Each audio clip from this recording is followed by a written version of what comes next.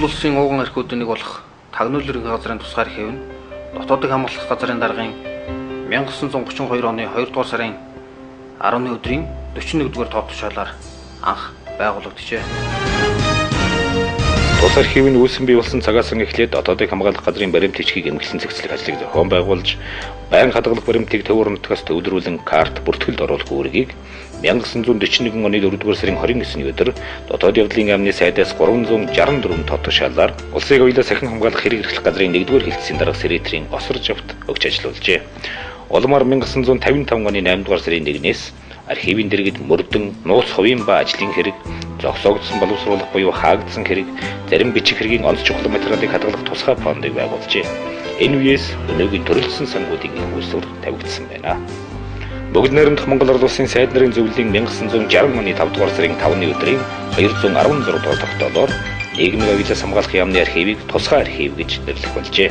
Тус архивын баримтад тулгуурлан судалгаа хийх группыг анх 1959 онд байгуулсныг 1983 онд тасаг болгон өргөтгөж 1990 он хүртэл ажилласан бөгөөд 1962 онд чекистийн кабинетаас холбоотой нийгмийн уялаас хамгаалах яамны музей, цагдаагийн музей, Хэлийн цэргийн музей, Тагнуулын ерөнхий газрын музейнуудын үндсэн их сурвалж нь тус архивын сан хөмрөгөөс үүсэлтэй билээ.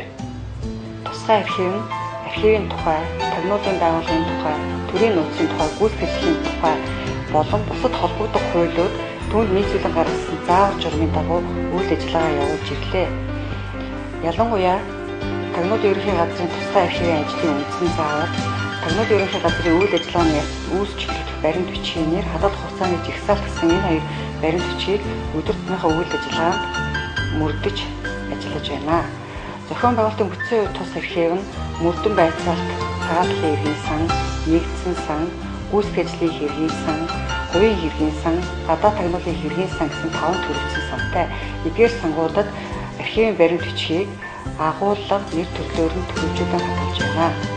1922 оноос 1990 оны хүртэлх Тагнуулын байгууллагын үйл ажиллагаанд хоримтлагдсан захирамжлал, зохион байгуулалт, мэдээлэл авалгааны төрлийн цаасан суурьтай баримт бичгүүд, гэрэл зураг, кино, дүрс дуу авианы бичлэг, хуурцаг, тамга тэмдэг, дардас, газрын зураг, музейн цуглуулга, эдвэлгийн зүйл гэх мэт олон төрлийн баримтууд байдгийн дотор муутуу цаасан дээр зохиогдсон нугалбар бичиг, Манжуурын хилцээрийн үеийн хөтөлж байсан гар бичмэл, 1932 оны бослого, 1939 оны халахын голын дайны эхлэлийн талаар төв дэрүүлсэн мэдээ, шифр, эсрэг талын үйл ажиллагааг баримтжуулсан гэрэл зураг, кино хальс, олзлогдсон цэргийн хэрэг эрхлэх газрын олзлогдсон Япон цэргийн анкет, шашны хэрэг эрхлэх газрын лам нарын бүртгэл зэрэг дотоодыг хамгаалах газар байгуулагдсан үеэс хойш Монгол улсын Тагнуулын байгууллагын үйл ажиллагааны явцад үүссэн бий болсон баримт, мөн цагдсан сэргийлэх байгууллага, Хэлийн ба дотоодын цэрэг, засан хүмүүжүүлэх хөтөлбөрийн байгууллагын үйл ажиллагааны явцад бий болсон баримтууд нь тус архивын нэгдсэн сан бүрдүүлдэг байна.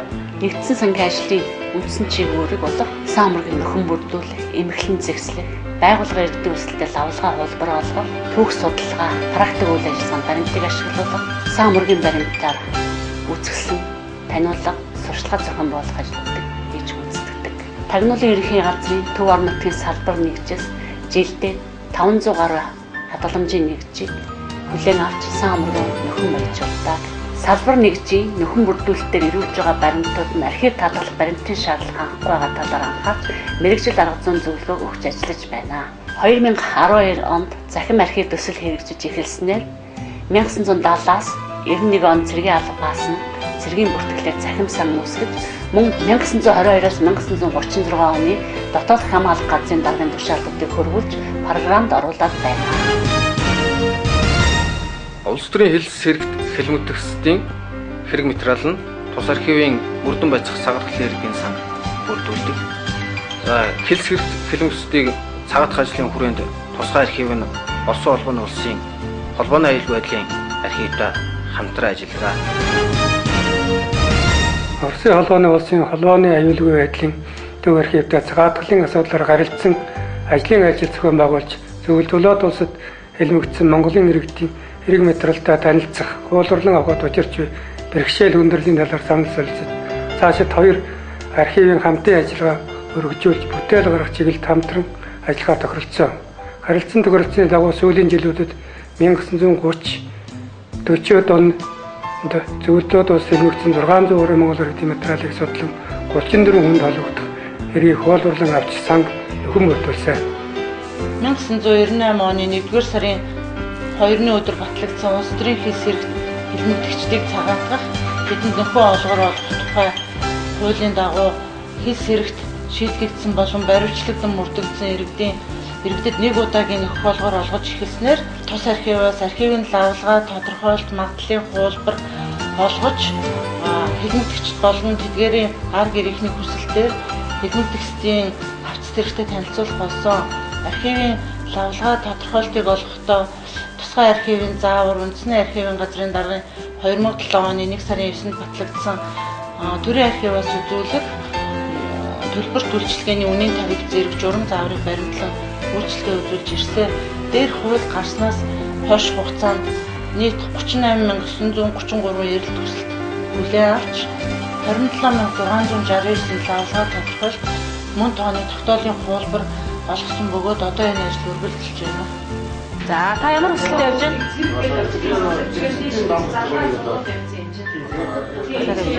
За энэ хүн яасан?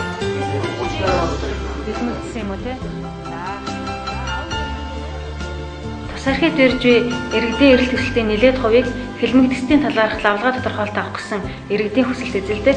Манай архив иргэд хүлээх авах байраар 7 хоног бүрийн мигмар баасан гаригуудын 8:30-аас 11 цаг 30 минутын хооронд эрэлт хүсэлтийг хүлээн авч 3 хоногийн дотор хариуг өгч үйлчилдэг. Мөн төв орон нутгаас иргэд байгууллагын эрэлт хүсэлтийг хүлээн авч хуулийн хугацаанд шийдвэрлэн ажилладаг. Хүлээн авсан эрэлт хүсэлтийг картын сангаар болон цахим мэдээллийн санд шалгаж хэргийн дугаарыг олдог.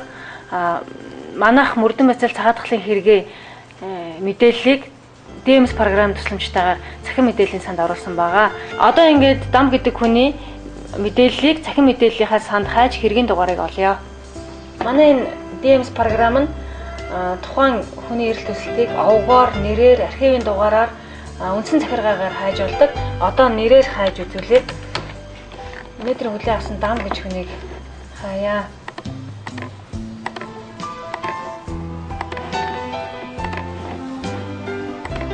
Энэ хүн гон жигжид гэдэг овогтой байгаа. За жигжидийн дам гэдэг хүн юм.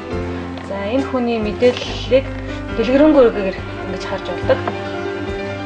За одоо эндээс энэ хүнийхээ хэргийн дугаарыг олно. Архивын дугаар нь 3995 38 онд онц хүрээлт комиссийн 17 дугаар тогтоолоор шүүх зайсны 43 дугаар зүйлээр хуулийн дэд хэмжээгээр шийдэгдсэн хүн байна. Тэгээд дээд шүүхийн цэргийн коллегийн 1992 оны 8 сарын 15-ны 143 дугаар магадлалаар цагаатгагдсан хүн байна. Одоо энэ хүнийхээ цагаатгагдсан лавлгааг сандаа орж хийнэ. Эргэн өндөр хоёрын хүсэлтээр жигждийн дамбын лавлгааг боловсруулж, хөвнөл хуудсан дээр хэвлүүлээд одоо дараагаар гарын үсэг зурулж, тэмдэг дарснаар лавлгаа боловсруулах ажлаа дуслаа. Тагнуулын ерөнхий газрын тусгай архив нь 1922 оноос хойш тагнуулын байгууллагын үйл ажиллагааны явцад үүсэж бий болсон 260 мянга орчим хадгаламжийн нэгж бүхий сан хөмрөгтэй бөгөөд нууц арга хэрэгсэл ашиглан явуулж буй тагнуулын ажлын явцад хоригдлогдсон тагнуулын байгууллагын төдийгүй Монгол улсын түүхэнд холбогдох түүх эрдэм шинжилгээ, практикийн ач холбогдол бүхий үнэт баримтуудыг хадгалж байдаг. Гадаад тагнуулын хэргийн санд Монгол улсын гадаад тагнуулын байгууллагын үйл ажиллагаанд холбогдох гүйцэтгэх ажлын арга хэмжээний материалууд болон хэлийн чандад тусгай үүрэг гүйцэтгэж явсан хүмүүсийн баримт материал мөн 1945 оны чөлөөлөх дайны үед Өвөр Монголын нутаг дэвсгэрт байрлаж үйл ажиллагаагаа явуулж исэн Японы цэрэг тагнуулын байгууллагын архиваас олзуулж ирсэн баримт материал хадгалагдаж байна. Эдгээр баримтуудаас хамгийн их ашиглагддаг буюу шүүж үздэг баримтууд нь хэлийн чандад тусгай үүрэг гүйцэтгэж байсан хүмүүст холбогдох хэрэг материал байдаг. Энэ нь юутай холбоотой вэ гэвэл засгийн газраас 2008 онд гаргасан 72 дугаар тогтоолд 1939 оны халах голын байлдаан, 1945 оны чөлөөлөх дайн, хэлийн чандад тусгай үүрэг гүйцэтгэж явсан хүмүүст орон сууц буюу түүнтэй тэнцэх хэмжээний нөхөн олгор олгоно гэж заасан байдагтай холбоотой. Энэ тогтоолын залттай холбогдуулан манай сангаас жилд дунджаар 100-аад иргэдийн өргөдөл хүсэлтийг хүлээн авч архивын баримт нь шүүж үзэн мөн тооны архивын лавлгаа тодорхойлт олгож байна. Эдгээрийн дийлэнх олонх нь зөвлөлтийн 17 дугаар айрамд үүрэг гүйцэтгэж явсан хүмүүсийн өргөдөл хүсэлт байдаг. Энэ зөвлөлтийн 17 дугаар айрамд ажиллаж хэлийн чандад тусгай үүрэг гүйцэтгэж явсан хүмүүс холбогдох баримт материал манай архивт байдаггүй. Эдгээр иргэдийн асуудлыг тодруулахаар 1980-аас 90 онд манай байгууллагаас зөвлөлтийн улсыг аялаас хамгаалах оронд 2 ч удаа хандаж албан ёсны хүсэл тавьж исэн боловч өнөө хүртэл тодорхой хариу өгөөгүй байдаг юм аа. Харин улс төрийн хэлс хэрэгт хэлмэгдэж зөвлөлт холбоот улсаар шийдэгдсэн хүмүүсийн хэрэг материалыг Оросын холбооны улсын холбооны аюулгүй байдлын архиваас манай архивын ажилтнууд 2005 онд хуулбарлан авчирхад зөвлөлтийн 17 дугаар айранд ажиллаж хилийн чандад тусгай үүрэг гүйцэтгэж явсан гэх ганц 2 хүний хэрэг материал ирсэн байдаг юм аа. Үүний нэг нь энэ Чилхаагийн хувийг ухнаа гэд хүнд холбогдох цагаатгалын хэрэг байгаа. Энэ Чилхаагийн хувийг ухнаа нь 1945 оны үед зөвлөлтийн 17 дугаар айранд ажиллаж хилийн чандад тусгай үүрэг гүйцэтгэж байгаад баригдан зөвлөлт холбоот улсын эрүүгийн хуулиар 25 жилийн хориг хял шийдэгдсэн байдаг. Энэ хүн 1955 онд цуглагдсан эх орондоо ирээд түүний хэргийг хянаж шилжүүлээд 1989 он цагаатгсан байдаг юм аа. Тус архивд дотоодыг хамгаалах газар, дотоодын яам, нийгмийн аялал хамгаалах яамны харьяа байгууллагууд ажиллаж байсан албан хаагчдын хувийн хэрэг, мөн тусгай үүрэг гүйцэтгэж байсан хүмүүсийн дурсгал, боловсрон хүчний хилцээний баримтууд нэгэн сан болон хадгалж байдаг. Уг санд 1929 оноос эхэлж ажилчдын хувийн хэргийг бүрдүүлж эхэлсэн байдаг юм аа. Хувийн хэргийн санд одоогийн байдлаар 25,000 орчим баримт хадгалагддаг. Үүнээс 24,200 орчим нь ажилтнуудын хувийн хэрэг байдаг. Мөн тооны ажилтнуудын овг нэр аймаг сум ажил томилогдсон халагдсныг тодорхойлон бичсэн картын сантай. Ахмад ажилтнууд болон хилийн чандад тусгай үүрэг гүйцэтгэж байсан хүмүүсийн дурсамжаас бүрдсэн төмөрөгтэй. Тагнуулын ерхий газар, төрийн засгийн хамгаалтын газар, их тэнгэр зохицолбороос ажлаас чөлөөлөгдсөн болон цэргийн тэтгэврт гарсан хүмүүсийн хувийн хэрэгээр сан хөмөргөн бүрдүүлдэг. Тус ангийн үндсэн үүрэг нь бол сан хөмөргөн бүрдүүлэх, баримтын хүлээн авахтаа бүртгэлд оруулах, хадгалж хамгаалах, нууцлалыг хадгалах, зохих зөвшөөрлийн дарга суулгаж ажилчдад үзүүлдэг. 1990 оноос өмнө нийгмийн аялал хамгаалах яамны харьяанд багтаж байсан засан цагдаа, гал, хилийн зэрэгт ажиллаж байсан хүмүүсийн хувийн хэрэг болон хувь хүнтэй холбоотой тушаалаас ажилласан жилийн архивын авалгаа боловсруулахаас гадна тус байгууллагаас цэргийн тэтгэврт гарч байгаа хүмүүсийн ажилласан жилийн архивын авалгаа боловсруулдаг.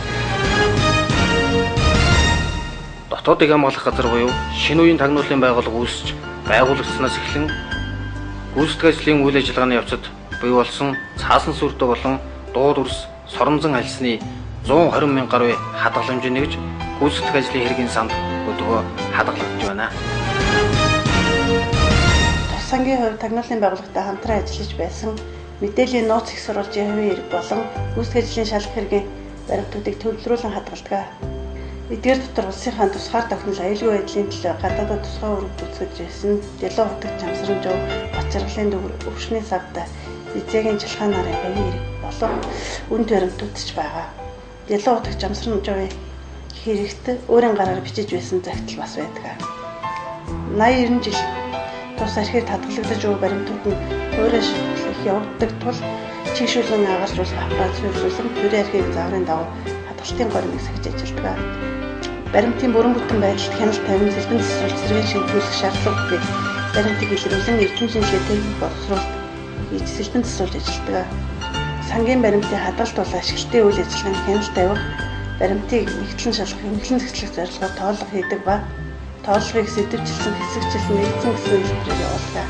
Одоо тус санд нэгдсэн тоолго хийгдэж байна.